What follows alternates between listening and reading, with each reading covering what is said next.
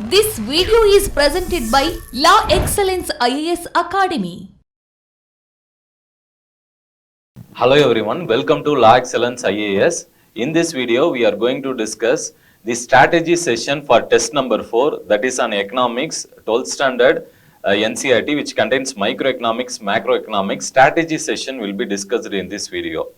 So this particular test number 4 happens on 10th to 14th August, which is the time period where students will be required to prepare on notes making as well as revise the NCERTs of 12th standard macro and microeconomic books. And the test will happen on 15th of August, that is the mains examination, followed by preliminary examination on 16th of August. And going into the syllabus component for this particular test, if you see, the syllabus consists of mainly the 12th standard economic books of macro and microeconomics. In the previous test, that is the test number 3, we have covered the 9th standard economics book, 10th standard economic book and 11th standard economic book. So in this particular test, we will be focusing more on the macro and microeconomics. And here if you go into the syllabus clearly, we can see first it goes with the introduction to economics and the emergence of macroeconomics. Then national income accounting, methods of calculating national income, nominal and real GDP. So this particular topic is going to be very important for your mains examination, especially the national income accounting, methods of calculating national income, nominal and real GDP. For this, you can refer the 12th standard macroeconomics book, and in addition to that, kindly follow the current affairs where you can get updated news and informations regarding these particular informations, especially this part of syllabus. You need to update yourself with current affairs from Hindu newspaper as well as the Lag Spark magazine, which we are providing at our institute. Then going into the next part of the syllabus, that is circular flow of income, you just have a read. It is not that much relevant related to the UPSC prelims and mains examination. Then the next topic, money and banking, it's going to be very crucial for your prelims as well as the mains examination. The next topic, determination of income and employment, you can have a read more on the employment segment. Then forms of market and price determination, you can have a read for your conceptual clarity. But from the examination perspective, this particular topic plays only a minor role. Next topic, consumer equilibrium and demand, producer behavior and supply, you will be getting in microeconomics book. Again, here you can read very selectively few basic informations. Then going into the current affairs syllabus for this particular topic, we are covering the February to a month 2023 current affairs.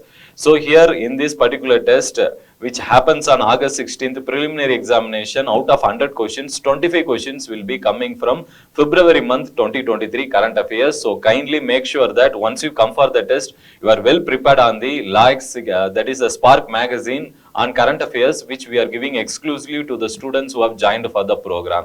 In addition to that, those of you who are interested in following our current affairs classes are always welcome, and then you can also follow our offline as well as online classes, which happens every week on Saturday 4 to 7 p.m. So those of you interested can also come and join the offline session, which happens in our LAX office at Bangalore.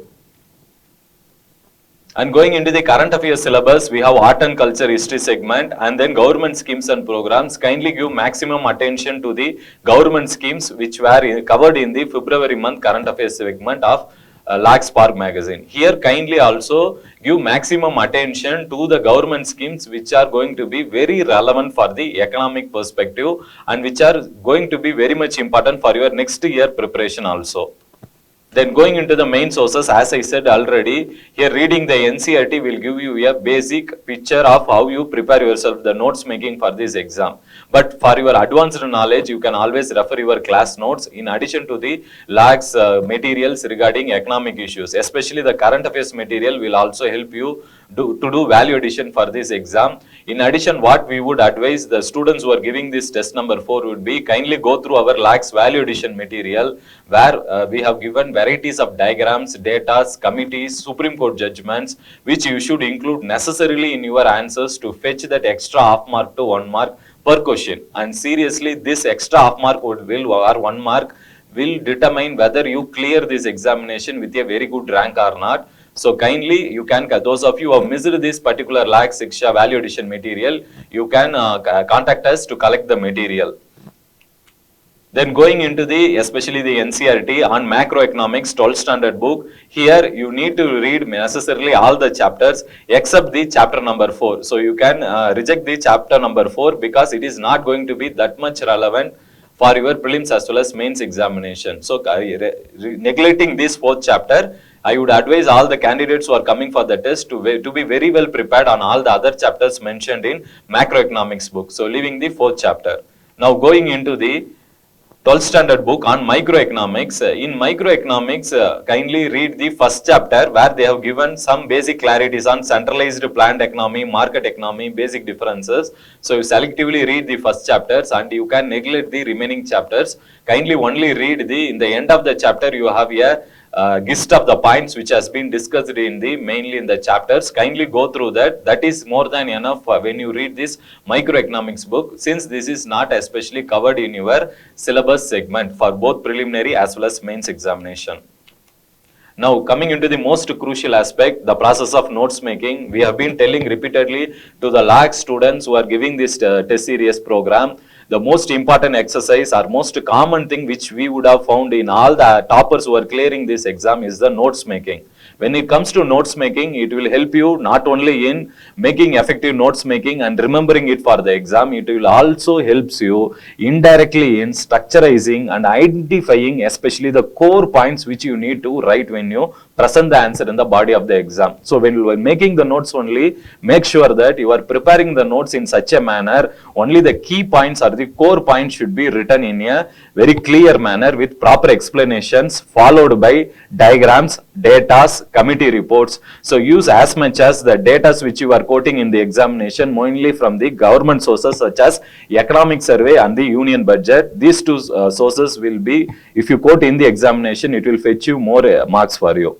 Then in addition to that, make sure that when you present the data, it has to be followed by the source from where which you are quoting. So you can say according to economic survey or according to union budget 2023. If you present even answer in such a manner while writing the facts, means examiner will get to know what is the exact source you have covered it and where you are quoting. So that will give some authenticity to your answers. So kindly do this while making the notes making only. Coming to the diagram and flow chart, here in GS paper 3, you have a wide variety of scope to present your answers pictographically, because here making an answer with a variety of diagrams such as bar diagram, Venn diagram, graphical diagrams, and even while presenting the flowcharts also, you can present it in a multiple formats so that the examiner will have a sense of clarity that you have a very set of uniqueness criteria which you will be satisfying in the answer writing process. So we always encourage our students to come up with more innovations, but basic thing is always keep the diagrams which have been given in the especially LAGS value addition material as well as NCRTs as your primary source, and then do whatever innovations you want to do by referring various sources like union budget as well as economic survey. And coming to the government schemes, always what we would advise our students who are writing this economic test would be either in the way forward or the conclusion segment, always quote the UN Sustainable Development Goals, constitutional principles, government skips in your answer, and experts' opinion coming from Hindu Indian Express newspaper, so that the answers will have an extra advantage over your competitors, so that you will get that extra up to 1 mark per question, which should be the main target for any candidate who are appearing for our test series program. So final component is the UPSC trend analysis. What we have found in the syllabus component for this test is that most of the questions are actually getting repeated from national income accounting and GDP topic and another topic on employment. So give maximum focus on these two topics, followed by money and banking, because money and banking is going to be very much important for your preliminary aspect. But when it comes to main examination on national accounting and GDP calculation and types of GDP, you should also read about what you mean by real GDP, nominal GDP, and what is the difference between GDP and GVA. And now we have some more new concept called potential GDP, where UPSC has asked a question on this topic in previous year.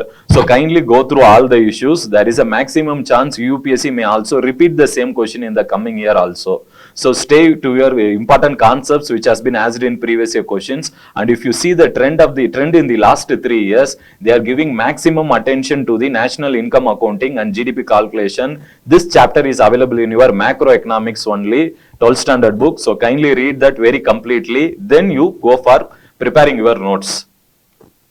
And one more topic where more questions have came is also on the fiscal policy chapter. So you can see here in 2013 there was a question which was asked on FRBM Act, that is the Fiscal Responsibility and Budget Management Act 2013. Again, this is going to be very much important for the exam, not only for prelims as well as for mains. So prepare on FRBM fiscal policy chapter and then focus more on money and banking chapter for your prelims examination. When it comes to mains examination, give your maximum importance especially on national income accounting as well as on the GDP calculation. And coming to the toppers answer copy analysis, again we have now presented an answer of All India Rank 1 Ishita Sharma, especially GS paper 3. Here if you look at the answer, she has followed the structure of the answer in a very clear manner. That is, the structure clearly contains a visible introduction which has been written in 2 paragraphs, and the first paragraph contains 3 lines. Then if you look at the conclusion, again we can see there is within 4 lines she has wrote a very crisp conclusion to the point of the question asked. See, always remember, when you write an introduction and conclusion, give maximum focus, because the examiner who evaluates your answer copies will every time will read your introduction and conclusion compulsorily. Either he reads your body of the answer completely or not, but he will not skip the introduction and conclusion segment. So always start your introduction in a very clear manner, as we discussed in our mentorship programs, and while writing conclusions, try to bring in more innovations such as including current affairs, UN sustainable development goals, government schemes in your answer.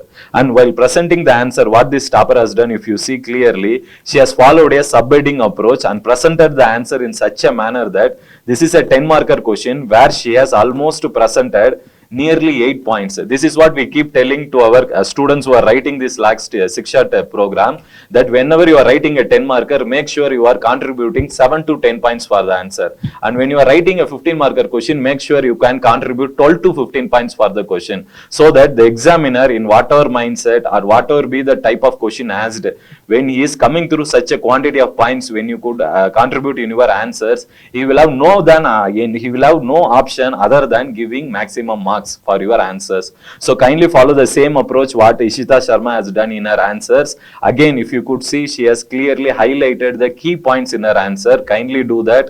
Only few people are doing till now in the 3 tests which has happened, and try to include more flow charts, diagrams which should be very visible, and it should carry a unique identity, and it should also be related to the question asked in the content asked in the question. Don't draw something which is irrelevant, and try to include always a heading for the diagram followed by the parts in a clear manner.